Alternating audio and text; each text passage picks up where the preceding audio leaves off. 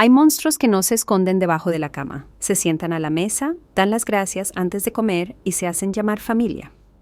La historia que les voy a contar hoy es, sin duda, una de las más pesadas que escucharán. Mi nombre es Eleonora Rosas Trejo. Ahora tengo 78 años y llevo más de medio siglo de silencio a cuestas. Nací y viví toda mi vida en un pueblo rural de Oaxaca, en un pueblito donde el calor del verano oaxaqueño se siente como una cobija pesada. Y los secretos familiares se guardan con más celo que los linderos de las propiedades.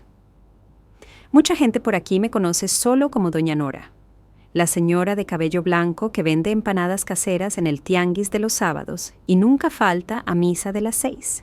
Pocos pueden imaginar lo que he cargado dentro de mí desde que tenía 10 años.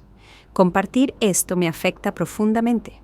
Así que les agradecería si le dan like al video y se suscriben al canal para mostrar su apoyo.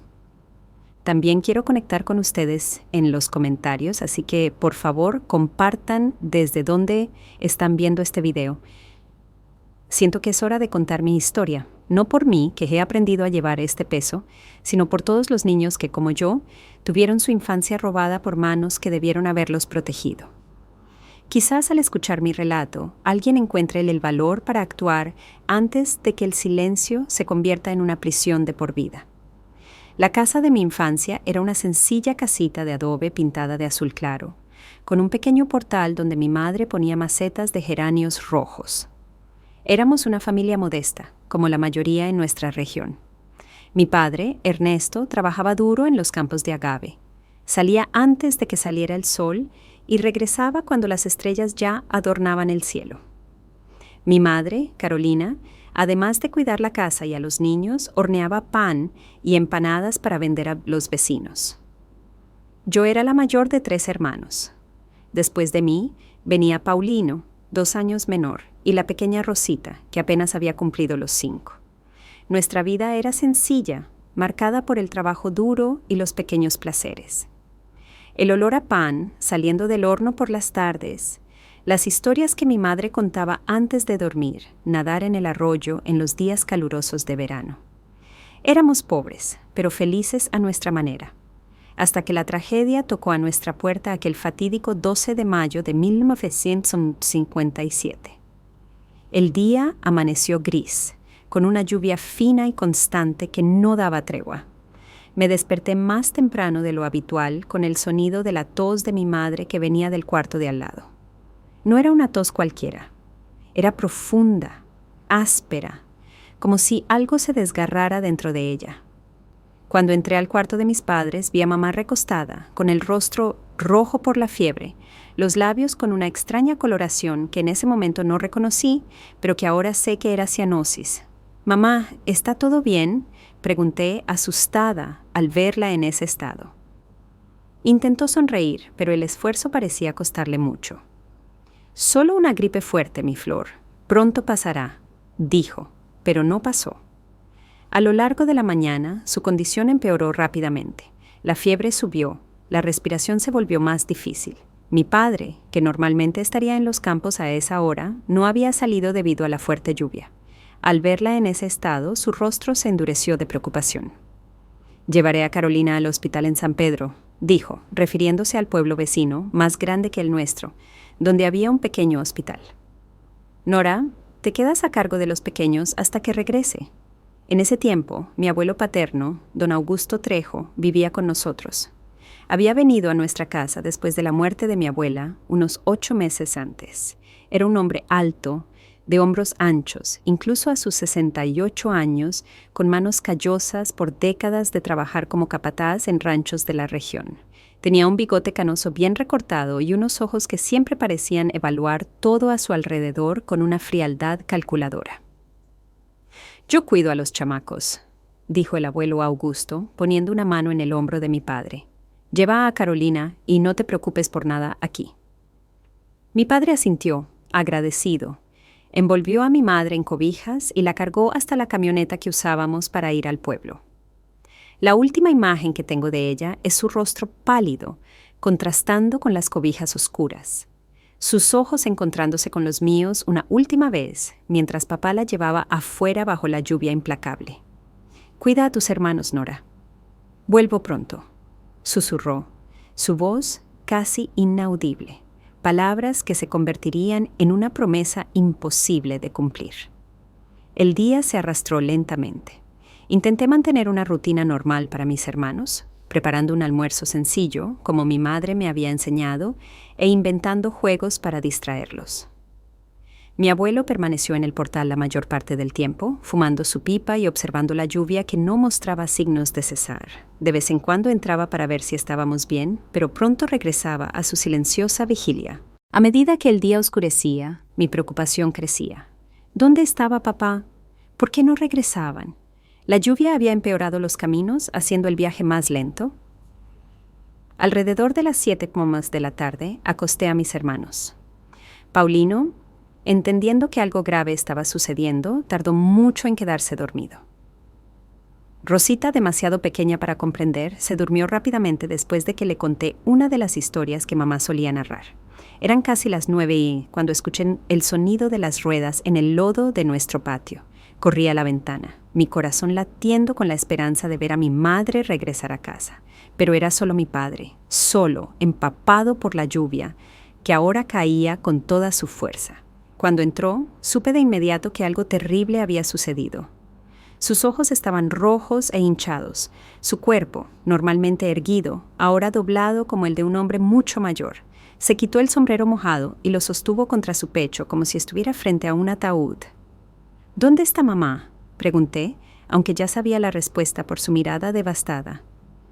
Tu madre, comenzó, pero su voz le falló. Tragó con dificultad antes de continuar. Carolina no lo logró, hija. Era neumonía, muy avanzada. El doctor dijo que ya no había nada más que hacer. El mundo pareció colapsar a mi alrededor. ¿Cómo podía ser? Mamá estaba allí esa misma mañana, tratando de sonreír a pesar de la fiebre. ¿Cómo podía haberse ido para siempre en un solo día? Mi padre me abrazó con fuerza, su ropa mojada empapando mi vestido, pero apenas lo noté. Permanecimos así por un largo tiempo, compartiendo un dolor que las palabras no podían expresar. Mi abuelo observaba desde la puerta de la cocina, su rostro impasible como siempre.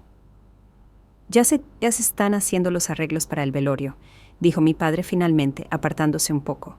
Mañana por la mañana la traeré a casa. Necesitaré que seas fuerte, Nora, por los pequeños. Asentí, tragando las lágrimas. Siempre había sido la hija responsable, la que ayudaba a mamá con todo. Ahora necesitaba serlo aún más. Ve a descansar, hijo, le dijo mi abuelo a mi padre. El viaje fue largo y mañana será un día difícil. Yo cuidaré a los pequeños con Nora. Mi padre me miró vacilante, pero la fatiga era evidente en cada línea de su rostro. Trata de dormir un poco, hija. Sé que es difícil, pero necesitarás fuerzas. Volví a aceptar, aunque sabía que dormir sería imposible esa noche. Papá fue al dormitorio, el que había compartido con mamá hasta hacía unas horas. El sonido amortiguado de su llanto cruzó las delgadas paredes de nuestra casa durante horas. Me senté en la sala, en la mesa, mirando la nada. La lluvia continuaba afuera, como si el propio cielo llorara por mi madre. Mi abuelo se sentó al otro lado de la mesa, sirviéndose un trago de mezcal que guardábamos para las visitas. Toma un sorbo, dijo, extendiéndome el vaso. Ayuda a adormecer el dolor. Vacilé. Nunca había bebido alcohol en mi vida, y sabía que mamá no lo aprobaría. Pero mamá ya no estaba allí, y el dolor en mi pecho parecía que me iba a tragar por completo. Acepté el vaso y tomé un pequeño sorbo. La bebida me quemó la garganta, haciéndome llorar aún más. Tomé otro sorbo, más grande esta vez. «¿Así está bien?», murmuró mi abuelo, rellenando el vaso cuando terminé. «La vida es dura, Eleonora. Mejor aprenderlo temprano». No sé cuántos tragos tomé esa noche, solo sé que el mundo comenzó a ponerse borroso. Mis pensamientos confusos. En algún momento mi abuelo se levantó de su silla y se acercó a mi lado. «Ven, te ayudaré a acostarte», dijo, su voz extrañamente suave mientras me ayudaba a levantarme. Pero no me llevó al cuarto que compartía con Rosita. En cambio, me guió a su propio cuarto en la parte trasera de la casa. En mi confusión y tristeza, no lo cuestioné. Quizás pensé que era mejor no molestar a mi hermanita con mi llanto. Lo que sucedió después permaneció enterrado en el lugar más oscuro de mi memoria durante muchos años. Solo fragmentos, manos ásperas donde no debían estar. Dolor agudo ignorado. El peso de un cuerpo grande sobre el mío. Demasiado pequeña para resistir. El olor a mezcal y tabaco de pipa mezclado con aliento caliente en mi rostro. Palabras susurradas que aún me persiguen en pesadillas. Ahora eres la mujer de la casa. En algún momento debo haber perdido el conocimiento, porque mi siguiente recuerdo claro es el amanecer. Estaba de vuelta en mi propio cuarto, acostada junto a Rosita, que dormía plácidamente, ignorante de la nueva realidad que nos rodeaba. Por un momento, pensé que todo, la enfermedad de mamá, su muerte, lo que sucedió después, había sido solo una cruel pesadilla.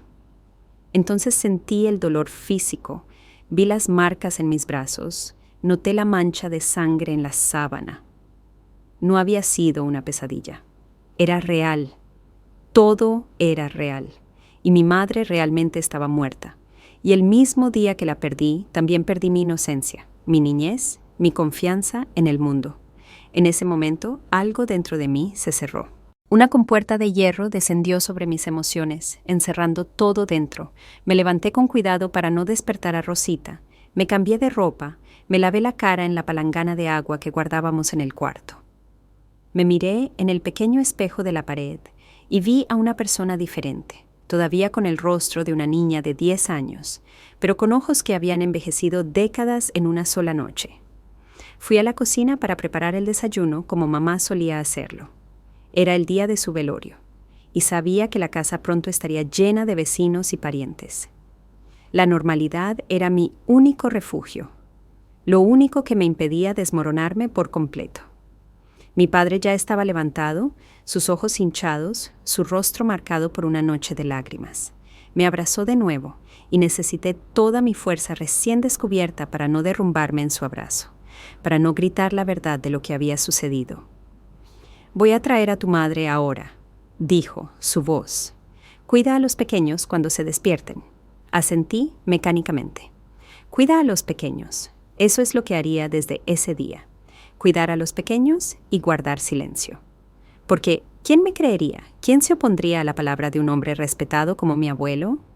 ¿Y cómo podría causarle más dolor a mi padre, que acababa de perder al amor de su vida? Así comenzó mi largo invierno de silencio. El día que perdí a mi madre, y mucho más. El día que aprendí de la manera más cruel que el mundo no es un lugar seguro, especialmente para una niña. El día que aprendí que a veces los monstruos tienen nuestra propia sangre.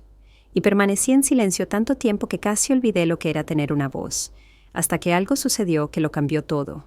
Pero esa es una historia para nuestra próxima entrega. Los días que siguieron al entierro de mi madre pasaron como una densa neblina sobre los campos de Oaxaca en un invierno. El velorio fue un borrón de rostros conocidos, abrazos que no podían calentarme y palabras de consuelo que no llegaban a mis oídos. Solo recuerdo el sencillo ataúd de madera clara, el rostro de mi madre, demasiado sereno, como si fuera una muñeca de cera, no la mujer vibrante que tarareaba mientras amasaba el pan, y cómo sostuve firmemente las manos de mis hermanos todo el tiempo. Paulino, a sus 8 años, entendía lo suficiente como para llorar sin parar. Rosita, demasiado pequeña para entender la finalidad, preguntaba repetidamente cuándo se despertaría mamá. Cada pregunta era como un cuchillo retorciéndose en mi pecho. En nuestra pequeña comunidad, el duelo tenía sus propios rituales. Las mujeres se hicieron cargo de la cocina, llenando nuestra despensa con comida que duraría semanas. Panes caseros, empanadas, conservas, chorizos, quesos. Los hombres se turnaban para ayudar a mi padre en el trabajo de campo, sabiendo que no podría manejar todo solo en las primeras semanas. La solidaridad era el único consuelo tangible en esos días, pero las visitas disminuyeron gradualmente. La vida tiene su propia urgencia y la gente regresó a sus rutinas. Una semana después del entierro, estábamos de nuevo solo nosotros. Un padre devastado por la pérdida, 3 hijos sin madre y un abuelo cuyos ojos ahora me seguían por la casa como un depredador acechando. Mi padre, consumido por su propio dolor, apenas notaba lo que sucedía a su alrededor. Salía antes del amanecer y regresaba al anochecer, cayendo exhausto en la cama sin energía para nada más. Creo que el trabajo era su única escapatoria, la única forma de soportar la ausencia de mi madre. Quizás creía que si se cansaba lo suficiente, no soñaría con ella por la noche. «Estás siendo una buena niña, Nora», me decía a veces, pasando la mano por mi cabello. «Tu madre estaría orgullosa». Esas palabras debieron consolarme, pero me causaron un dolor profundo. Si él supiera lo que sucedía cuando estaba ausente, ¿todavía me miraría con ese orgullo en sus ojos? Asumí las responsabilidades de la casa lo mejor que pude. Me levantaba temprano para preparar el desayuno, ayudaba a mis hermanos a vestirse para la escuela rural que estaba a 3 kilómetros de casa, lavaba la ropa en el lavadero de piedra, cocinaba lo que había aprendido de mamá. Mis pequeñas manos intentaban recrear sus gestos, pero todo salía diferente. Los frijoles nunca tenían el mismo sabor. El pan no se levantaba igual, la ropa no quedaba tan blanca. Cada fracaso era un doloroso recordatorio de su ausencia. Por las noches, cuando todos dormían, lloraba en silencio sobre mi almohada, ahogando los sollozos para no despertar a Rosita, que dormía a mi lado. Lloraba por mamá, por mí, por el peso de responsabilidades demasiado grandes para hombros tan pequeños. Pero sobre todo, lloraba por el terror que crecía en mi pecho cada vez que estaba a solas con mi abuelo. Después de esa primera noche, se volvió más cuidadoso, más metódico. Esperaba los momentos en que mi padre salía a resolver algún asunto en el pueblo, cuando mis hermanos estaban en la escuela o jugando con los vecinos. Siempre había una excusa para llamarme a su cuarto, al cobertizo de herramientas o incluso a la orilla del arroyo que cruzaba nuestra propiedad. «Ven a ayudarme aquí, Eleonora», decía con su voz áspera que no admitía negativa. Y yo iba, mi cuerpo tembloroso, sabiendo lo que me esperaba, pero incapaz de escapar. ¿Qué opción tenía una niña de 10 años en una época en que los niños no tenían voz? Cuando la palabra de un adulto, especialmente de un hombre respetado en la comunidad, era ley incuestionable. Él siempre usaba las mismas palabras después. «Esto se queda entre nosotros. Tu padre ya tiene suficientes problemas. No querrás causarle más sufrimiento, ¿verdad?» Y así me silenciaba, usando mi amor por mi padre como arma contra mí. Era un cruel juego de manipulación que yo, en mi inocencia, no tenía forma de combatir. Realmente creía que decir la verdad mataría a mi padre de dolor, que sería mi culpa si nuestra familia, ya frágil por la pérdida de mamá, se desintegraba por completo. Los meses se arrastraron en esta pesadilla continua. El invierno llegó con toda su fuerza al sur, trayendo heladas que blanqueaban los campos por la mañana y noches tan frías que podíamos ver nuestro aliento dentro de la casa. En los días en que el viento era más fuerte, calando hasta los huesos, casi agradecía el frío que me permitía usar varias capas de ropa, creando una barrera más entre mí y las manos que me violaban. Con el tiempo, aprendí a ausentarme mentalmente durante esos momentos. Mientras mi cuerpo estaba atrapado allí, mi mente escapaba muy lejos, a las historias que mamá solía contar, a los campos verdes donde solíamos recoger flores en primavera, a un futuro distante donde sería lo suficientemente grande como para huir de allí con mis hermanos. Era una forma de supervivencia, una disociación que me permitía soportar lo insoportable. En agosto de ese año, cuando cumplí 11 años, me di cuenta con horror de que mi cuerpo comenzaba a cambiar. Pequeños y dolorosos brotes aparecieron en mi pecho, anunciando una pubertad temprana que solo empeoraba mi situación. Mi abuelo notó estos cambios con un interés que me llenaba de náuseas. «Ya estás poniendo señorita, ¿eh?», comentó un día, sus ojos recorriendo mi cuerpo de una manera que me hacía querer desaparecer. «Tu madre también se desarrolló temprano». Intenté ocultar los cambios lo mejor que pude. Usaba ropa holgada, encogía los hombros, me ponía fajas apretadas debajo de las blusas. Cualquier cosa para parecer más pequeña, menos visible, menos deseable a sus ojos, pero fue inútil. Ese verano comenzamos a recibir visitas frecuentes de una prima lejana de mi padre, la tía Lupe, una viuda de unos 50 años que vivía en el pueblo.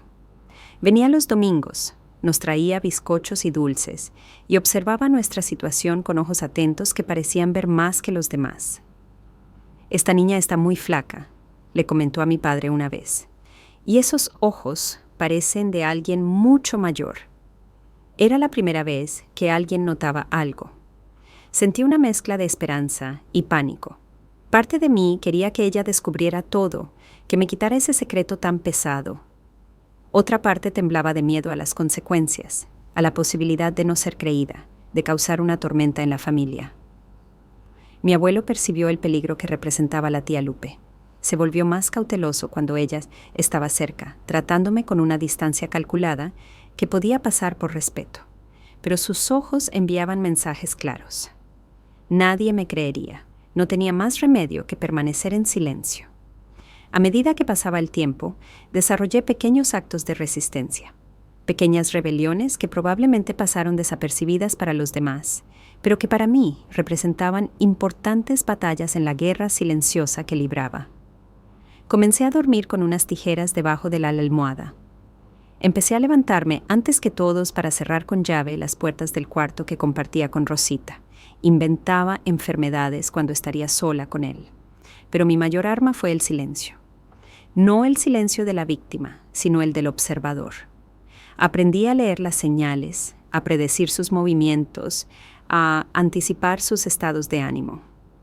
Sabía cuándo sería más seguro estar cerca de otras personas, cuándo era mejor esconderme en el pajar del granero, un escondite que descubrí por casualidad y que él nunca encontró, cuando su humor era particularmente peligroso. En marzo de 1958, casi un año después de la muerte de mi madre, algo sucedió que cambiaría el curso de nuestra historia familiar para siempre. Era sábado, lo recuerdo claramente. Mi padre había ido al pueblo a vender algunos productos de nuestra pequeña huerta y a comprar provisiones. Paulino y Rosita estaban en casa de la vecina asistiendo a una fiesta de cumpleaños. Yo estaba sola en casa con mi abuelo, limpiando la estufa de leña cuando él apareció en la puerta de la cocina. «Ven acá, Eleonora», ordenó con ese tono que no admitía negativas. Mi corazón se aceleró. Conocía bien ese tono, esa mirada. Pero ese día algo dentro de mí se rebeló. Quizás fue el desgaste de casi un año viviendo en ese infierno. Quizás fue el recuerdo de mi madre que parecía particularmente vívido esa mañana. Quizás fue simplemente que mi copa de tolerancia se había desbordado. «No puedo ahora», respondí sin mirarlo, continuando frotando las cenizas de la estufa con más fuerza de lo necesario. «Necesito terminar esto antes de que papá regrese». Pareció aturdido por un momento. Nunca antes le había desobedecido directamente, pero la sorpresa pronto dio paso a la ira. Cruzó la cocina en 3 pasos largos. Me agarró el brazo con la fuerza suficiente para dejar marcas y comenzó a arrastrarme hacia su cuarto. «¿Quién te crees que eres para responderme así?», gruñó entre dientes. «¿Se te olvidó quién manda aquí mientras tu padre no está?». Luché, intentando zafarme, arañando, pateando. Fue inútil contra su fuerza de hombre adulto, pero seguí resistiendo de todos modos. Algo se había roto dentro de mí. Si iba a suceder de todos modos, al menos esta vez no sería sumisa. Fue entonces cuando escuchamos el sonido de las ruedas en el patio. Mi abuelo se congeló, aún sosteniendo mi brazo con fuerza brutal. No esperábamos a nadie a esa hora. Me soltó bruscamente, empujándome contra la estufa. «Ve a ver quién es. Y ni una palabra de esto, ¿entendido?». Corrí a la ventana, mi corazón martilleando.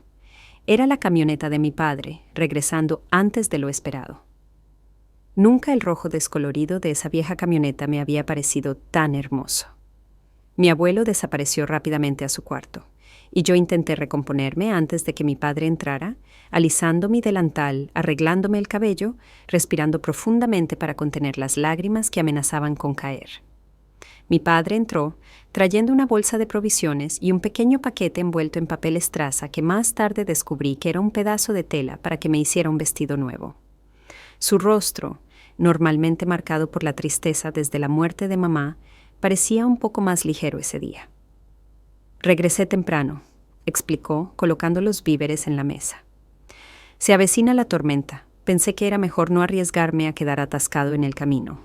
De hecho, nubes oscuras se acumulaban en el horizonte, anunciando una de esas tormentas de verano que transformaban los caminos de tierra en lodazales intransitables. Lo ayudé a guardar los víveres, tratando de actuar con normalidad, pero mi brazo palpitaba donde mi abuelo lo había apretado, y mi corazón aún latía erráticamente por la confrontación interrumpida. Mi padre me observó atentamente mientras organizábamos todo. En un momento, su mano tocó mi brazo exactamente en el lugar de las marcas rojas dejadas por los dedos de mi abuelo. Instintivamente me encogí con un gemido de dolor que no pude contener. «¿Qué es eso en tu brazo, Nora?», preguntó, frunciendo el ceño. «Nada», respondí rápidamente. Me golpeé cuando estaba limpiando debajo de la mesa. No pareció convencido. Sus ojos, tan parecidos a los míos, los mismos que tantas veces había visto en el espejo, envejecer prematuramente, estudiaron mi rostro por un largo momento. «¿Está pasando algo que deba saber?», preguntó finalmente, su voz suave pero firme. Las palabras se me atascaron en la garganta. Era mi oportunidad de contarlo todo, de terminar esa pesadilla, pero el miedo a no ser creída, a las consecuencias, a la posibilidad de destruir lo que quedaba de nuestra familia, me paralizó. «No, papá», mentí, bajando los ojos para que no viera la verdad en ellos. «Todo está bien», suspiró, pareciendo no estar nada convencido, pero no insistió. En cambio, me acarició brevemente el cabello antes de ir a ver dónde estaba mi abuelo. Los primeros truenos comenzaron a sonar en la distancia, anunciando la inminente tormenta. Dentro de mí, otra tormenta se estaba formando, una hecha de culpa por no haber aprovechado esa oportunidad, de alivio por haber escapado esa vez, y de un nuevo sentimiento que tardé en reconocer: esperanza. Mi padre había notado algo. Había hecho preguntas. Quizás, solo quizás, no todo estaba perdido. Lo que no sabía en ese momento era que la verdadera tormenta en nuestra familia apenas comenzaba a formarse en el horizonte, a punto de desatarse con una fuerza que cambiaría nuestras vidas para siempre. La tormenta que se estaba formando aquella tarde de marzo de 1988 no era solo la que oscurecía el horizonte. Había otra más densa y cargada formándose dentro de las paredes de nuestra casa. Los días que siguieron al incidente en la cocina estuvieron llenos de una tensión casi palpable. Mi abuelo, por primera vez, parecía cauteloso a mi alrededor, lanzando miradas que mezclaban amenaza y aprensión.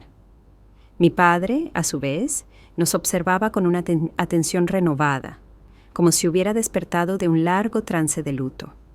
Algo había cambiado en el comportamiento de mi padre. Comenzó a llegar más temprano del trabajo en los campos, a hacer preguntas sobre nuestro día, a notar pequeños detalles que antes pasaban desapercibidos en su niebla de dolor. A veces lo sorprendía observándome con una expresión interrogante, como si intentara descifrar un enigma escrito en mi rostro. Otras veces lo sorprendía en discusiones susurradas con mi abuelo, conversaciones que cesaban abruptamente cuando yo entraba al cuarto. La rutina de la casa siguió su aparente curso. Yo seguía cuidando la casa y a mis hermanos, cocinando, lavando, cosiendo. Pero algo sutil había cambiado en la dinámica familiar. Las oportunidades que mi abuelo encontraba para estar a solas conmigo disminuyeron drásticamente, no por falta de intentos de su parte, sino porque mi padre parecía estar siempre cerca en los momentos críticos, apareciendo inesperadamente cuando menos se le esperaba. Una noche de abril particularmente fría, cuando el otoño ya pintaba de rojo y oro las hojas de los árboles, sucedió lo que secretamente temía y esperaba. Mis hermanos ya estaban dormidos y yo estaba terminando de lavar los trastes de la cena. La cocina estaba iluminada solo por la lámpara de queroseno que colgaba en el centro y por el resplandor anaranjado que escapaba por la puerta de la estufa de leña. El sonido de los grillos y el aullido lejano de un perro eran los únicos ruidos, además del monótono fregar del trapo contra los platos. Mi abuelo entró a la cocina sigilosamente, con ese andar pesado pero silencioso que yo había aprendido a reconocer y temer. Mi padre había salido a revisar un ruido en el cobertizo donde guardábamos las herramientas, o al menos eso dijo. En retrospectiva, me di cuenta de que era una trampa cuidadosamente planeada. A solas, Eleonora. La voz de mi abuelo sonó baja y ronca detrás de mí. El familiar escalofrío de pavor recorrió mi espalda. Asentí sin voltear, mis manos continuando mecánicamente el trabajo de secar los trastes, como si nada estuviera pasando, como si pudiera esconderme en la normalidad de la tarea. Hace mucho que no tenemos un momento solo para nosotros. Continuó acercándose. Podía sentir su aliento, una mezcla de tabaco y mezcal en mi nuca. Tu padre ha estado muy pegado últimamente, ¿no es así? Sus manos pesadas se posaron en mis pequeños hombros y sentí que mis piernas se debilitaban. Ya sabía lo que vendría después, la misma pesadilla que se había estado repitiendo durante casi un año. Cerré los ojos con fuerza, buscando ese lugar distante en mi mente donde solía refugiarme. ¿Qué está pasando aquí? La voz de mi padre, cortante como nunca la había escuchado, rompió el silencio. Abrí los ojos para verlo de pie en la puerta de la cocina, una expresión que mezclaba incredulidad y una furia creciente en su rostro normalmente amable. Mi abuelo quitó sus manos de mis hombros como si se hubiera quemado, dando un paso hacia atrás. Nada, hijo, respondió con falsa casualidad. Solo platicando con la niña. ¿Platicando? La voz de mi padre era baja, contenida, pero sus ojos ardían. Eso no es lo que me pareció. Un denso silencio descendió sobre la cocina, roto solo por el crepitar de la leña en la estufa. Yo permanecí inmóvil, el plato a medio secar aún en mis manos, incapaz de moverme o hablar. Había imaginado este momento, el momento en que mi secreto sería revelado, cientos de veces. Pero ahora que estaba sucediendo, no podía emitir un solo sonido. «Ve a tu cuarto, Nora», ordenó mi padre sin quitar los ojos de mi abuelo. Vacilé por un momento, dividida entre el alivio de poder escapar y el miedo a lo que sucedería cuando me fuera. «Ve», repitió, esta vez con más firmeza. Solté el plato y el trapo de cocina y pasé rápidamente junto a mi padre hacia el pasillo que conducía a los dormitorios. Pero en lugar de ir a mi cuarto, me detuve en la oscuridad del pasillo, mi corazón latiendo tan fuerte que temía que pudieran escucharlo. «¿Qué estabas haciendo con mi hija?». La voz de mi padre sonó de nuevo, ahora que creía que yo estaba lejos. «Ya te dije, solo estábamos platicando», respondió mi abuelo, pero su voz tenía un temblor sutil que nunca antes le había escuchado. «Estás imaginando cosas». «Ah, sí». La voz de mi padre adquirió un tono peligroso. «Desde hace semanas los he estado observando a los dos. Las marcas en sus brazos, la forma en que se encoge cuando te acercas, las pesadillas por la noche. ¿Crees que soy ciego o estúpido?» «Es una niña torpe, siempre se lastima», dijo el abuelo. «Y en cuanto a las pesadillas, perdió a su madre. Es normal». «No me tomes por idiota», la voz de mi padre estalló, haciéndome encogerme en la oscuridad del pasillo. «Anoche me quedé despierto, fingiendo dormir. Te vi intentando entrar a su cuarto. Te vi insistiendo incluso cuando ella dijo que estaba enferma». Un silencio atónito siguió a esas palabras. Así que mi padre había visto, se había dado cuenta. No era tan ajeno como yo pensaba. Una ola de alivio me invadió, seguida inmediatamente por el terror de lo que vendría después. «No entiendes». La voz de mi abuelo sonó diferente ahora, conciliadora. La niña confunde las cosas. Necesita una figura materna, y como no la tiene, a veces malinterpreta. «¡Cállate!», gritó mi padre, y escuché el sonido de algo rompiéndose. Un plato, quizás, o una taza. «No te atrevas a insinuar que mi hija miente». «Yo no hice nada que ella no quisiera». La voz de mi abuelo adquirió un tono más desafiante. «Me ha estado provocando durante meses, ofreciéndose. Es una mujer antes de tiempo, igual que su madre». Y el sonido que siguió fue como un trueno dentro de la cocina, el impacto de un puño contra la carne. Escuché un gruñido de dolor y el ruido de muebles arrastrados, objetos cayendo. Estaban peleando. «Nunca más hables de mi difunta esposa ni de mi hija», rugió la voz de mi padre. El sonido de la pelea aumentó. Me cubrí los oídos, aterrorizada, pero no pude bloquear el ruido. Vidrios rompiéndose, madera crujiendo, gruñidos de dolor y esfuerzo. Luego, un golpe particularmente fuerte, seguido de un silencio repentino, Corrí de vuelta a la puerta de la cocina, impulsada por el pánico.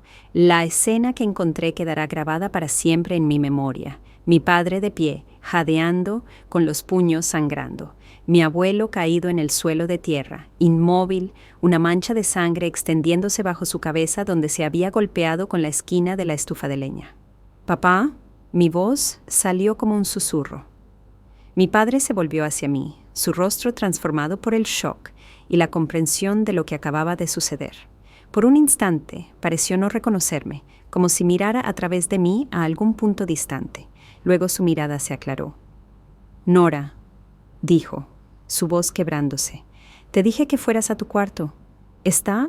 No pude completar la pregunta. Mi padre se arrodilló junto a mi abuelo, revisando el pulso en su cuello. Después de un largo momento asintió gravemente. «Ve a despertar a Paulino», ordenó, asumiendo un tono práctico que contrastaba con el caos a nuestro alrededor. «Diles que no oíste nada, que estabas durmiendo. ¿Entiendes? Pase lo que pase, ¿no viste ni oíste nada?» Asentí, aterrorizada pero extrañamente aliviada.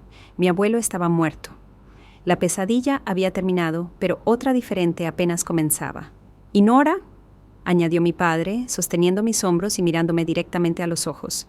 «Un día, cuando seas mayor, te voy a preguntar qué pasó realmente en esta casa. Y ese día quiero que me cuentes todo. Pero no hoy. Hoy no viste nada. ¿Prometes?»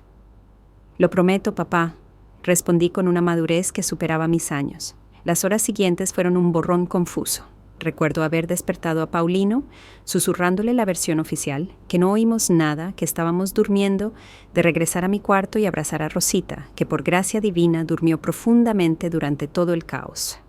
Recuerdo el sonido de los caballos y las voces en medio de la noche, de las luces de las linternas cruzando las rendijas de la ventana, de hombres entrando y saliendo de nuestra casa, del comisario, un hombre corpulento con un bigote espeso haciendo preguntas en voz baja, del doctor del pueblo examinando el cuerpo de mi abuelo, allí mismo en la cocina antes de que se lo llevaran. «Fue un accidente, Ernesto», escuché al comisario decirle a mi padre. «Cualquiera puede ver que el viejo se resbaló y se golpeó la cabeza. Podría pasarle a cualquiera, especialmente después de unos cuantos tragos de mezcal». Quizás el comisario realmente lo creía, o quizás simplemente no quería involucrarse en problemas entre padre e hijo en una pequeña comunidad donde todos se conocían. De cualquier manera, la versión oficial se estableció. Don Augusto Trejo, de 69 años, había tropezado en estado de ebriedad, se había golpeado la cabeza con la esquina de la estufa de leña y había muerto instantáneamente. Un triste accidente doméstico. Nadie cuestionó, nadie sospechó. O si lo hicieron, prefirieron guardar silencio, respetando el dolor de una familia ya marcada por la reciente tragedia de la pérdida de mi madre. El velorio fue breve y con poca asistencia. Pocos habitantes del pueblo, algunos antiguos compañeros de mi abuelo, no se derramaron lágrimas reales. Mi padre permaneció estoico, cumpliendo las obligaciones sociales con la dignidad de un hombre que hace lo que debe hacerse, no lo que desea. Yo observé todo con un curioso desapego, como si viera una obra de teatro en la que no tenía parte.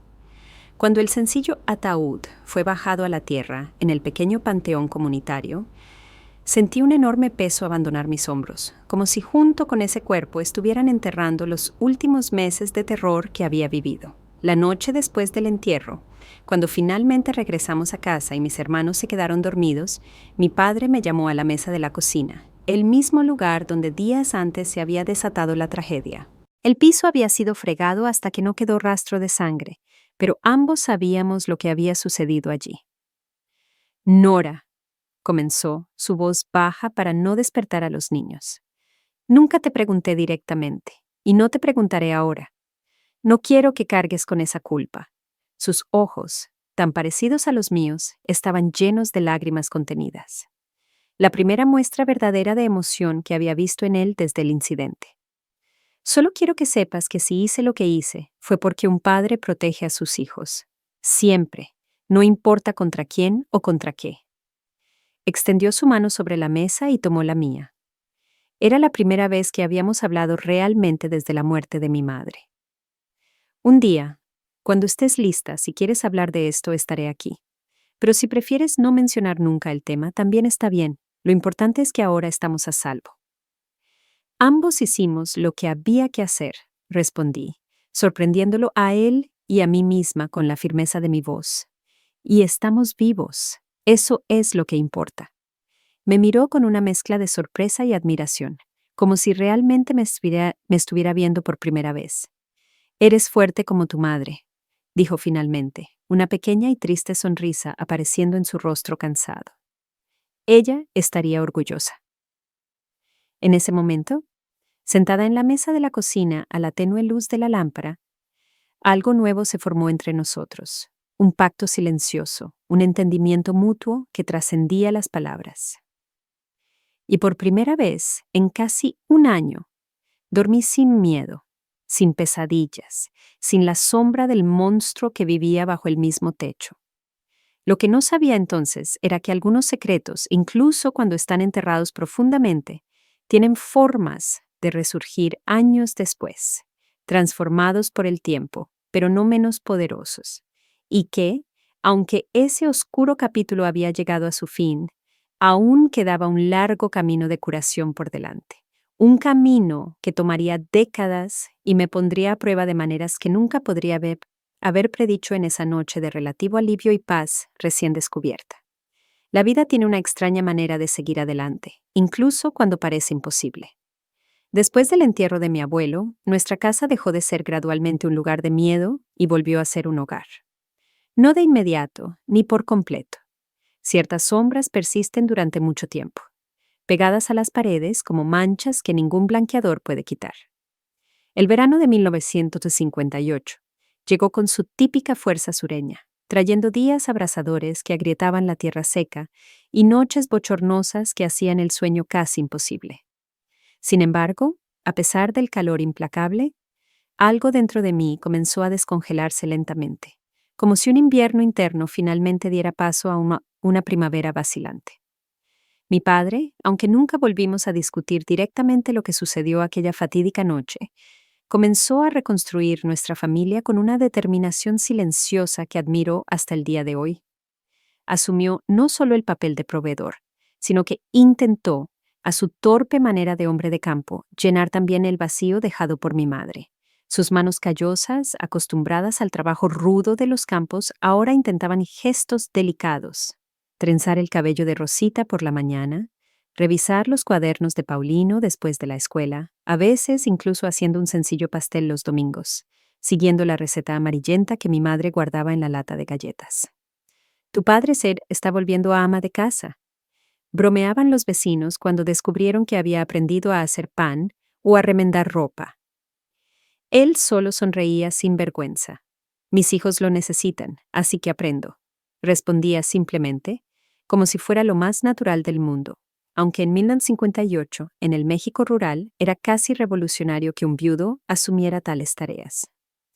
En cuanto a mí, aunque seguía ayudando con las tareas del hogar, mi padre insistió en que regresara a la escuela.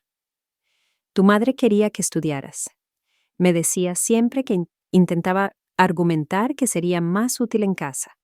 Y yo también lo quiero.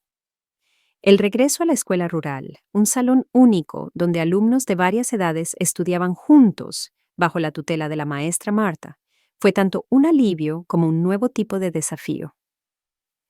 Alivio por estar lejos de casa por unas horas, entre personas que no sabían, que nunca sabrían lo que había sucedido entre esas paredes de madera. Desafío porque a mis 11 años cargaba con experiencias que me separaban irremediablemente de los otros niños. Eleonora parece estar en otro mundo, comentaba la maestra Marta en las reuniones con mi padre. Tiene potencial, aprende rápido, pero siempre parece distante, como si una parte de ella estuviera en otro lugar. Tenía razón. Por supuesto, parte de mí siempre estaba en guardia, siempre vigilante. El trauma me había enseñado a nunca bajar completamente la guardia, a buscar siempre rutas de escape, a desconfiar de las sonrisas fáciles y las bondades inexplicables. Por las noches, las pesadillas continuaban, aunque con menos frecuencia. Me despertaba gritando, mi cuerpo cubierto de sudor frío, imágenes terribles aún vívidas detrás de mis párpados. En los peores momentos era mi padre quien venía, Se sentaba en el borde de la cama y esperaba pacientemente hasta que mi respiración se normalizaba. «Está todo bien, Nora», susurraba en la oscuridad. «Fue solo un mal sueño, nadie te va a lastimar, nunca más». Nunca preguntó qué soñaba. No era necesario, ambos lo sabíamos. A principios de 1960, cuando tenía 13 años, la vida nos jugó otra pasada. La tía Lupe, esa prima lejana de mi padre que a veces nos visitaba, enviudó de su segundo esposo.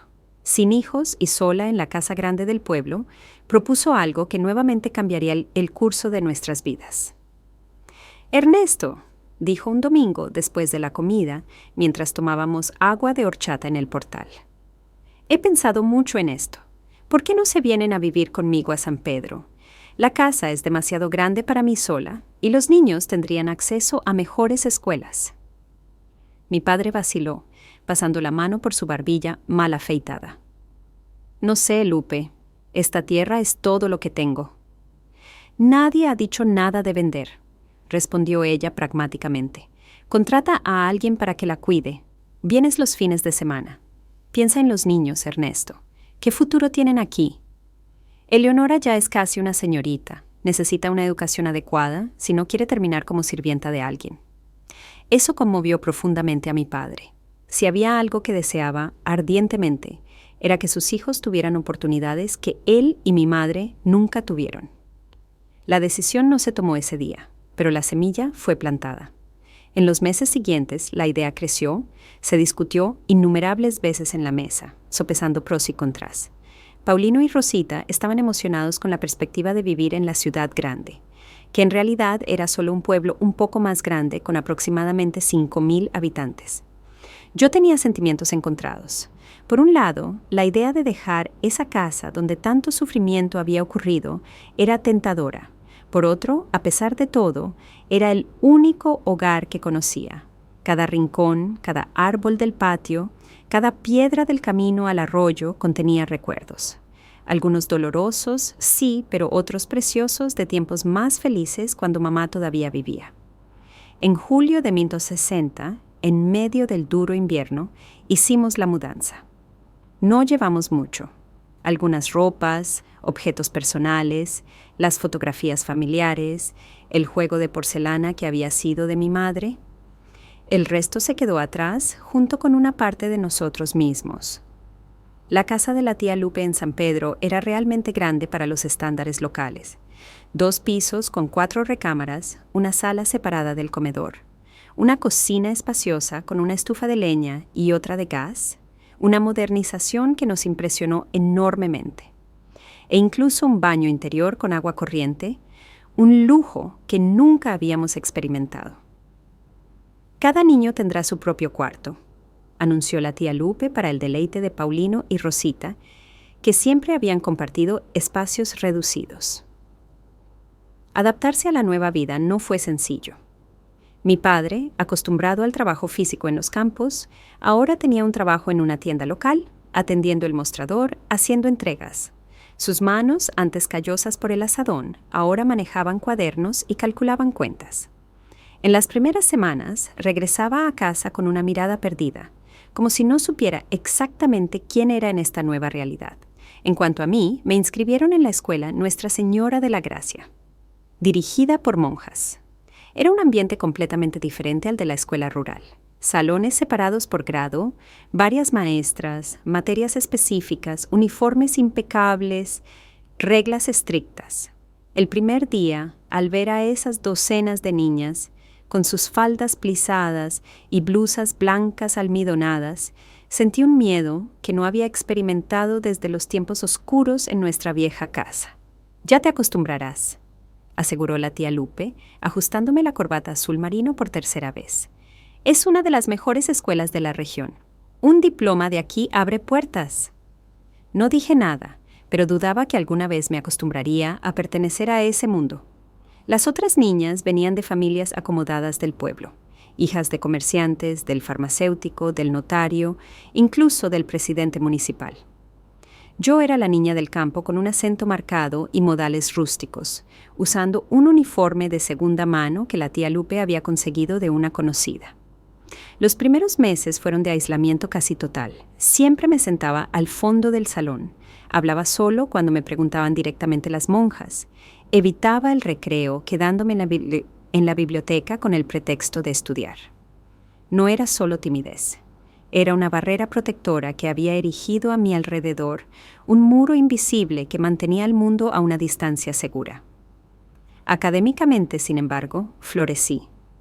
Descubrí en los libros un refugio, un mundo alternativo donde podía escapar de las complicaciones de la realidad. La hermana Cecilia, la maestra de español, fue la primera en notar mi talento para la escritura y la lectura. «Tienes un don con las palabras», me dijo una tarde después de leer un ensayo que había escrito sobre el lugar de donde vengo. Yo había descrito los campos ondulados de nuestra propiedad, el arroyo de agua clara, los árboles amarillos que explotaban en color al final del invierno con una viveza que la sorprendió. Deberías considerar ser maestra algún día. Era la primera vez que alguien sugería que yo podría ser más que una ama de casa, más que una continuación del destino de mi madre. La idea se plantó como una frágil semilla en tierra infértil, pero que contra todo pronóstico comenzó a germinar. En casa, nuestra nueva dinámica familiar también encontró su propio ritmo. La tía Lupe, aunque enérgica y a veces excesivamente práctica, tenía un corazón generoso. Nos trató como si fuéramos sus propios hijos, con una peculiar mezcla de disciplina y afecto que, para mi sorpresa, funcionó bien. Una niña de tu edad necesita aprender más que estudiar, decía, enseñándome a tejer en las noches de invierno. Necesita saber manejar una casa, coser un botón, hacer un pastel que no parezca un ladrillo. Pero también necesita saber matemáticas para no ser engañada en las cuentas, y leer buenos libros para tener temas y su propia opinión. Era una visión de la feminidad a medio camino entre lo tradicional y lo progresista para la época, especialmente en el México rural de principios de los 60. La tía Lupe no era revolucionaria. No defendía abiertamente que las mujeres debieran tener carreras en lugar de familias, pero creía firmemente que una mujer educada tomaba mejores decisiones en la vida. Mi padre, a su vez, parecía rejuvenecer lentamente. El peso que cargaba sobre sus hombros desde la muerte de mi madre, agravado por el incidente con mi abuelo, comenzó a disminuir. Empezó a sonreír más, a contar historias durante la cena, a jugar con Rosita y a ayudar a Paulino con sus estudios. Ocasionalmente, los sábados por la noche, incluso iba al cine con algunos compañeros de la tienda. Una socialización que nunca habría considerado en nuestra vida anterior. Fue en una de esas noches de sábado, cuando yo tenía 15 años, que la tía Lupe y yo tuvimos la conversación que cambiaría mi comprensión de lo que había sucedido en nuestra vieja casa. Estábamos solo las dos en casa. Mi padre había salido con Paulino a ver una película en el único cine del pueblo. Rosita estaba en una fiesta de cumpleaños de una amiguita. La tía Lupe tejía mientras yo leía un libro que la hermana Cecilia me había prestado. «Eleonora», dijo de repente, rompiendo el cómodo silencio que se había establecido entre nosotras. «Hay algo que he querido preguntarte desde hace mucho tiempo». Levanté los ojos del libro, notando la inusual seriedad en su tono. «¿Qué es, tía?» Dejó el tejido a un lado y me miró directamente. «¿Qué pasó realmente con tu abuelo?» La pregunta me golpeó como un balde de agua fría. En todos esos años, nadie, absolutamente nadie, había preguntado esto directamente. Era un tema silenciosamente prohibido, un fantasma que rondaba en nuestra familia pero que nunca era nombrado. Vacilé, sintiendo mi garganta súbitamente seca. Se resbaló y se golpeó la cabeza en la estufa. Fue un accidente. La tía Lupe siguió mirándome, sus ojos penetrantes como si pudieran leer a través de mis palabras ensayadas. «Eleonora», dijo finalmente, su voz más suave, «te pregunto porque necesito saber si tengo razón en lo que sospeché durante tanto tiempo. No estoy juzgando a nadie, solo quiero entender». «¿Entender qué?», pregunté a la defensiva, aunque sabía exactamente de lo que hablaba. «Comencé a sospechar cuando los visitaba», continuó, ignorando mi pregunta. «Vi cómo te encogías cuando él se acercaba, como tus ojos, tan parecidos a los de tu madre, habían perdido esa luz de niña. No era solo el luto, era algo más, algo que reconocí porque...» Se detuvo, respirando profundamente, porque yo pasé por algo similar cuando tenía tu edad. Esa confesión inesperada rompió algo dentro de mí. Lágrimas que había contenido durante años comenzaron a correr silenciosamente por mi rostro. Nadie me creería, susurré finalmente. Él era respetado, yo solo era una niña. Yo sí te habría creído, respondió ella simplemente. Por eso me acerqué tanto a ustedes después de que tu madre falleció. Vi las señales, pero no estaba segura, no podía interferir sin pruebas. Y luego mi padre descubrió, completé las palabras que ahora salían como un torrente que ya no podía contenerse. Él vio al abuelo tratando de... y pelearon y el abuelo se cayó. No pude terminar. La tía Lupe se levantó de su sillón y vino a sentarse a mi lado en el sofá, envolviéndome en un abrazo que era a la vez protector y comprensivo. Por primera vez, desde que todo había sucedido, me permití llorar de verdad. No los sollozos silenciosos contra la almohada por la noche, sino un llanto abierto y visceral que sacudió todo mi cuerpo. Tu padre hizo lo que tenía que hacer, dijo cuando finalmente me tranquilicé. Cualquier padre que se respete a sí mismo habría hecho lo mismo. ¿Cómo supiste?, pregunté, secándome las lágrimas con el dorso de las manos. ¿Cómo estuviste segura? Cuando vives lo suficiente, ciertas cosas se aclaran, respondió enigmáticamente. Luego, con un suspiro, añadió, y tu padre me lo contó justo después de que se mudaron aquí. Necesitaba desahogarse con alguien y decidió confiar en mí. Permanecí en silencio, asimilando esa información. Así que mi padre había hablado del tema, solo que no conmigo. ¿Por qué me lo dices ahora?, pregunté finalmente. La tía Lupe tomó mis manos entre las suyas, sus ojos encontrándose con los míos con una rara intensidad. ¿Por qué has cargado con esta carga por demasiado tiempo, Eleonora? La has cargado en silencio, pensando que necesitabas proteger a tu padre, a tus hermanos, incluso a mí. Pero secretos como este enferman el alma. Consumen a la persona por dentro como el óxido en el hierro. Créeme, lo sé. Hizo una pausa como decidiendo hasta dónde debía llegar.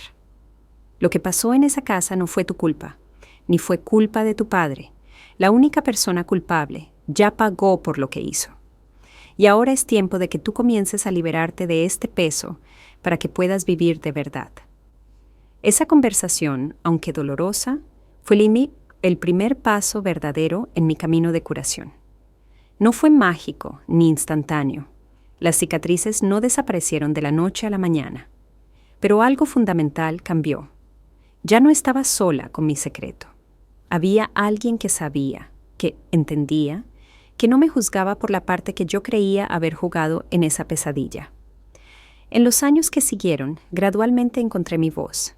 Con la guía de la tía Lupe y el apoyo silencioso pero constante de mi padre, comencé a reconstruirme. No como una víctima, sino como una sobreviviente. Cada pesadilla enfrentada, cada recuerdo procesado, cada nuevo día vivido plenamente, era una victoria contra el pasado que intentaba definirme. Las cicatrices permanecieron, por supuesto. Algunas visibles solo para mí, otras que afectaban relaciones, elecciones, miedos. Pero las cicatrices también son marcas de curación, testimonios silenciosos de batallas ganadas contra adversidades que podrían habernos destruido, pero no lo lograron. Y así fue, entre dolores y sanaciones, caídas y levantamientos, que llegué a la adultez, no intacta, no perfecta, pero completa, y finalmente dueña de mi propio destino. Los años se desplegaron como las páginas de un libro viejo, algunos capítulos más suaves, otros más ásperos, pero todos componiendo la historia que me trajo aquí a mis 78 años. Sentada en este portal de madera en el mismo México rural que me vio nacer. El tiempo ha blanqueado mi cabello, ha marcado mi rostro con arrugas que cuentan historias sin palabras, ha encorvado ligeramente mi espalda, pero no ha podido doblar mi espíritu. No después de todo lo que he enfrentado. Los años 60 trajeron cambios profundos no solo para mí, sino para todo México. Mientras el país vivía sus propias revueltas políticas, yo terminaba mis estudios en la Escuela de Monjas en San Pedro. La hermana Cecilia, la que primero vislumbró en mí un potencial más allá de las limitaciones de mi origen, insistió en que presentara el examen para la normal. Tienes vocación para la enseñanza, Eleonora, me decía con esa certeza serena que caracterizaba su personalidad. Sería un desperdicio si te conformas con menos. Me convertí en maestra de primaria en 1965 a los 18 años. Mi primer trabajo fue en una escuela rural no muy diferente de aquella donde comencé mis propios estudios. El salón único, los pupitres desgastados por el uso, los alumnos con edades variadas. Todo me traía recuerdos agridulces de mi propia infancia. Pero ahora yo estaba del otro lado, en la posición de quien guía, de quien protege. Fue en ese mismo año que mi padre se casó de nuevo con Lupe, la que había sido nuestro puerto seguro en los momentos más difíciles. No fue una sorpresa para nadie. Los dos habían desarrollado una complicidad silenciosa a lo largo de los años, un compañerismo que finalmente floreció en algo más profundo. Paulino, entonces de 16 años, y Rosita, de 13, aceptaron el desarrollo con naturalidad. Para ellos, la tía Lupe ya era prácticamente una madre desde hacía años. Recuerdo la sencilla boda en la iglesia principal de San Pedro. Mi padre, a sus 45 años, parecía nervioso como un adolescente, ajustándose constantemente el traje prestado que no le sentaba bien en sus anchos hombros de trabajador.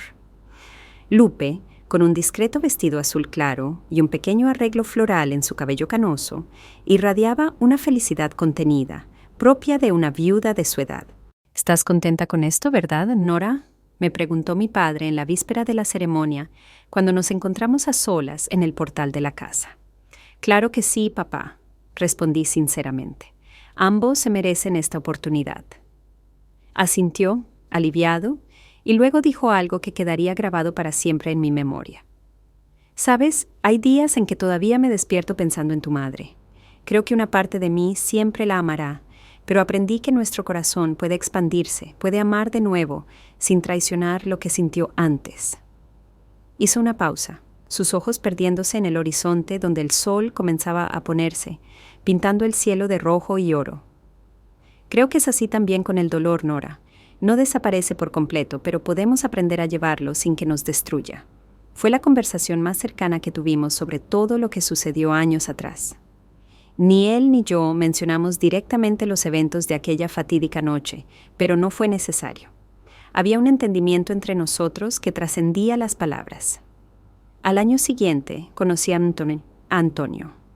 Él era el nuevo doctor del pueblo, recién graduado de la Ciudad de México, idealista y lleno de planes para mejorar la salud de la población rural. Nuestro primer encuentro fue en la escuela donde yo enseñaba. Él había ido a vacunar a los niños contra la polio, parte de una campaña nacional.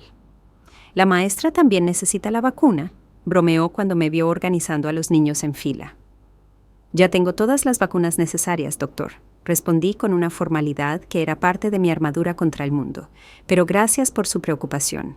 En los meses siguientes, Antonio apareció con una frecuencia cada vez mayor en la escuela, siempre con alguna excusa médica plausible. Revisando la vista a los alumnos, distribuyendo información sobre higiene dental, dando charlas sobre prevención de lombrices. Pero sus ojos invariablemente me buscaban en el salón, y sus visitas siempre se extendían con conversaciones después del final de la jornada escolar. Resistirlo fue mi primera reacción instintiva. El trauma de la adolescencia había levantado muros alrededor de mi corazón, haciéndome cautelosa con cualquier acercamiento masculino.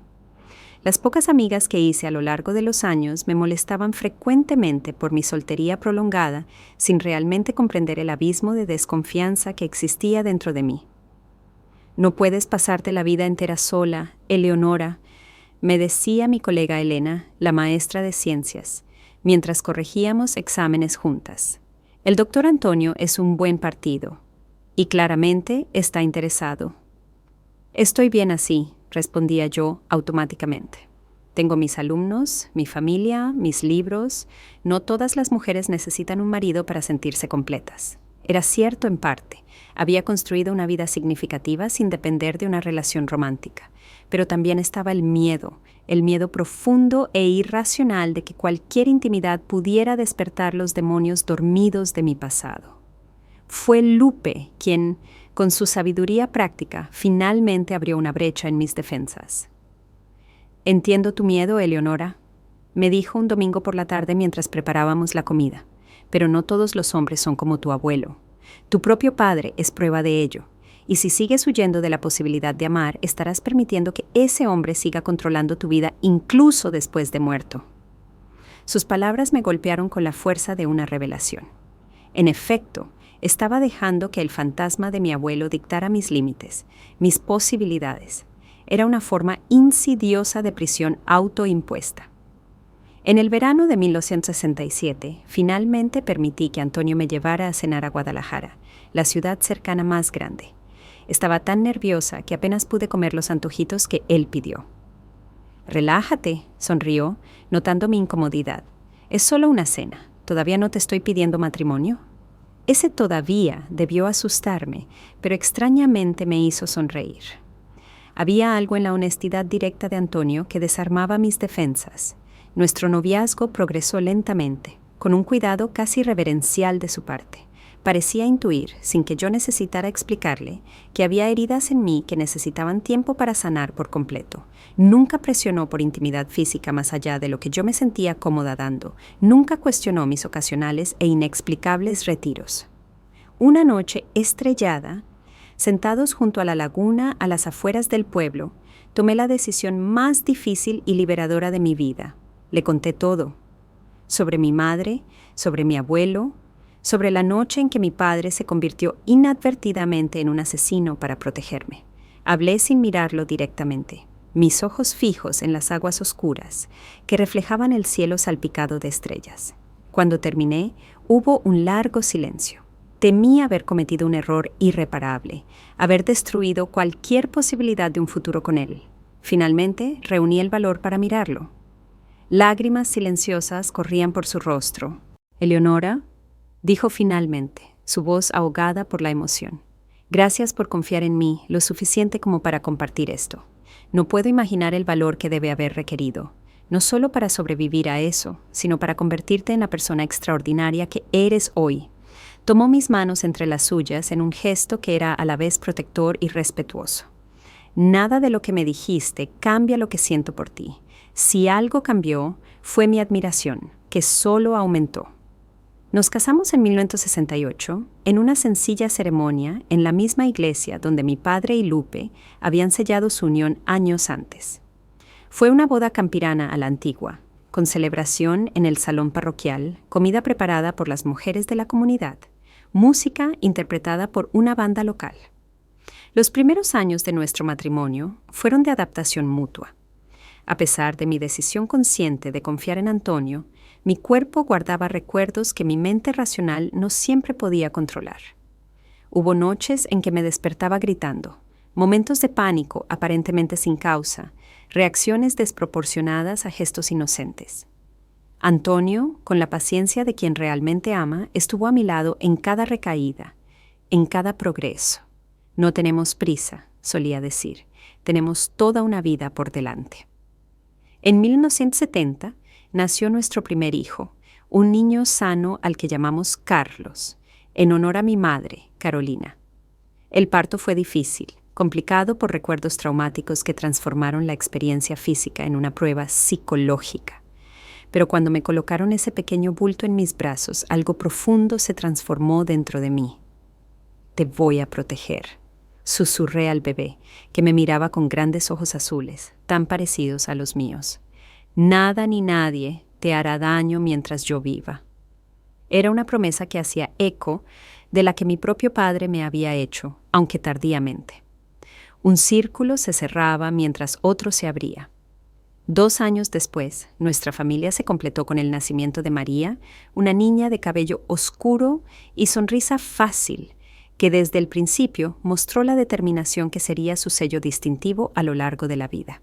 Los años 70 pasaron rápidamente entre pañales, primeros pasos, primeras palabras, viajes ocasionales a la Ciudad de México para visitar a los padres de Antonio, noches sin dormir con niños febriles, alegrías cotidianas que sanaron gradualmente viejas heridas. Yo seguí enseñando, asumiendo finalmente el puesto de directora en la misma escuela donde comencé mi carrera. En 1980, a los 33 años, enfrenté otra pérdida significativa. Mi padre murió de un infarto masivo mientras trabajaba en el pequeño huerto que mantenía en el patio trasero de la casa en San Pedro. Fue encontrado por Lupe, caído entre los naranjos que cultivaba con tanto esmero. Solo tenía 60 años. El funeral fue una experiencia surrealista. El mismo panteón donde tantos años antes habíamos enterrado a mi abuelo, ahora recibía a mi padre. Dos hombres tan diferentes como el día y la noche, unidos solo por la sangre que compartían, pero no por valores o carácter.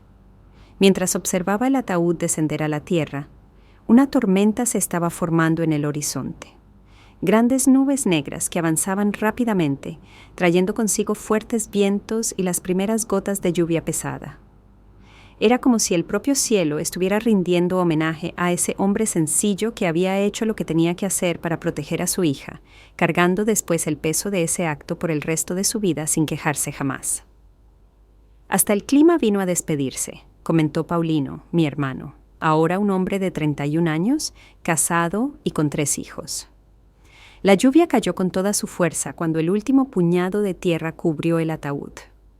No corrimos a buscar refugio como muchos de los presentes. Permanecimos allí, yo, Paulino, Rosita, Lupe, Antonio y mis pequeños hijos, dejando que el agua lavara nuestras lágrimas en un bautismo involuntario que parecía apropiado para el momento. Fue en ese instante, empapada hasta los huesos, pero extrañamente en paz, que me di cuenta de lo fundamental que había sido mi fe en mi camino. No una fe dogmática o ritualista, sino esa profunda confianza en que incluso en las tormentas más devastadoras de la vida, existe un propósito mayor que no siempre comprendemos de inmediato. Esta fe no provino de una epifanía dramática o una conversión repentina. Se construyó lentamente a través de las pequeñas y grandes pruebas que enfrenté. Creció en las noches en que yo, aún una niña traumatizada, miraba las estrellas y sentía una presencia amorosa que trascendía mi comprensión. Se fortaleció cuando, contra todo pronóstico, encontré en Antonio no solo un esposo, sino un compañero que me ayudó a reconstruir la confianza que creí haber perdido para siempre. Dios escribe derecho en renglones torcidos, solía decir Lupe, y aunque no comprendía completamente esta afirmación en mi juventud, con el tiempo adquirió un profundo significado para mí. ¿Cómo más explicar que una niña abusada, traumatizada, casi destruida, pudiera no solo sobrevivir, sino florecer? ¿Cómo justificar que, a pesar de todo, había encontrado el amor, formado una familia, construido una carrera significativa? ¿Cómo entender que las mismas manos que fueron heridas ahora podían sanar, enseñar, crear? A lo largo de los años que siguieron, esta fe me sostuvo a través de otras pruebas. Estuvo conmigo cuando mi hijo Carlos sufrió un grave accidente a los 15 años que casi lo dejó paralítico. Persistió cuando María, a los 20, anunció que estaba embarazada y el novio había desaparecido al enterarse de la noticia. No me abandonó incluso cuando en 1995 a Antonio le diagnosticaron un cáncer agresivo que se lo llevaría en menos de un año. En los 6 meses que lo cuidé en casa, viendo a ese hombre fuerte consumirse día a día, me cuestioné muchas veces la razón de tanto sufrimiento. ¿Por qué alguien tan bueno tenía que partir tan temprano, a los 55 años? ¿Por qué, después de todo lo que ya había enfrentado, necesitaba pasar también por esta prueba? No encontré respuestas fáciles. Quizás no las haya, pero descubrí que la fe no es tener todas las respuestas. Es confiar incluso cuando las preguntas permanecen abiertas. La noche en que Antonio partió, estaba sola con él en el cuarto. Mis hijos habían ido a buscar al sacerdote, atendiendo el último deseo de su padre. Sostuve su mano, ya fría y débil, mientras él luchaba por cada respiración difícil. «No tengas miedo», susurré, repitiendo las mismas palabras que él me había dicho tantas veces en las noches en que las pesadillas me atormentaban. «Estoy aquí contigo». Sus ojos, nublados por la morfina, pero aún lúcidos, encontraron los míos. Con un esfuerzo visible, logró articular sus últimas palabras. «Eres la persona más fuerte que he conocido». Partió serenamente, como había vivido. Y aunque el dolor era casi insoportable, También sentí una extraña paz, la certeza de que nuestro amor no terminaba allí, de que había algo más allá de esta vida que no podemos comprender del todo. Los años que siguieron fueron de reconstrucción una vez más. Me jubilé de la enseñanza, pero seguí activa en la comunidad, trabajando especialmente con mujeres y niños en situaciones vulnerables. Quizás porque sabía mejor que muchos lo importante que es tener a alguien que cree en ti cuando el mundo entero parece desmoronarse. Tuve la alegría de ver a mis hijos crecer y formar sus propias familias. Carlos siguió los pasos de su padre en la medicina, especializándose en pediatría. María, después de criar sola a su hija Sofía, se graduó en Derecho y hoy trabaja defendiendo a víctimas de violencia doméstica y abuso. Una elección que no me sorprendió conociendo su historia familiar. Mis nietos, tengo 5 de ellos, crecieron escuchando historias sobre el abuelo que no conocieron, sobre la bisabuela Carolina que partió tan temprano, sobre la vida en el México rural de hace mucho tiempo, pero nunca les conté la parte más oscura de nuestra historia familiar. Algunas verdades son demasiado pesadas para compartir con los niños, y quizás nunca sea necesario que lo sepan. Hoy, a mis 78 años, miro hacia atrás y veo un camino sinuoso, con altibajos, alegrías y dolores, logros y pérdidas. Veo a una niña asustada que se convirtió en una mujer fuerte, no a pesar de lo que sufrió, sino en parte gracias a ello.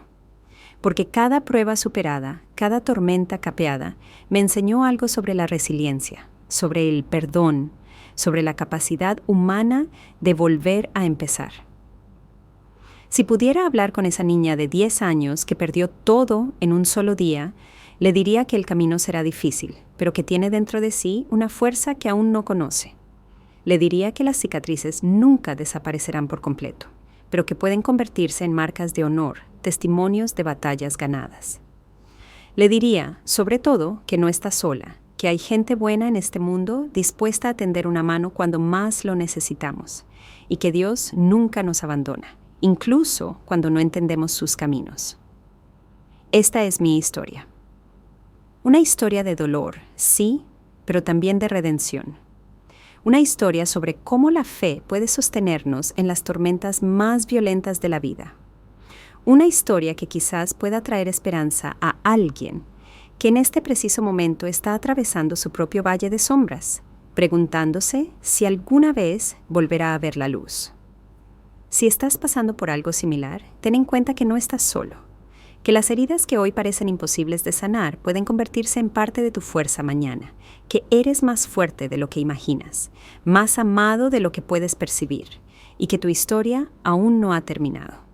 Y si mi historia te tocó el corazón de alguna manera, te pido que la compartas con otros que quizás necesiten escuchar este mensaje de esperanza. Haz clic en el botón de Me gusta para que más personas puedan conocer esta historia y quizás encuentren coraje para sus propias batallas. Suscríbete al canal para seguir otros relatos verdaderos de superación y fe que se publican en este canal diariamente. Porque al final eso es lo que nos salva. Saber que no estamos solos en nuestras luchas, que otros han caminado por valles similares y han encontrado su camino de regreso a la luz. Que Dios te acompañe hoy y siempre.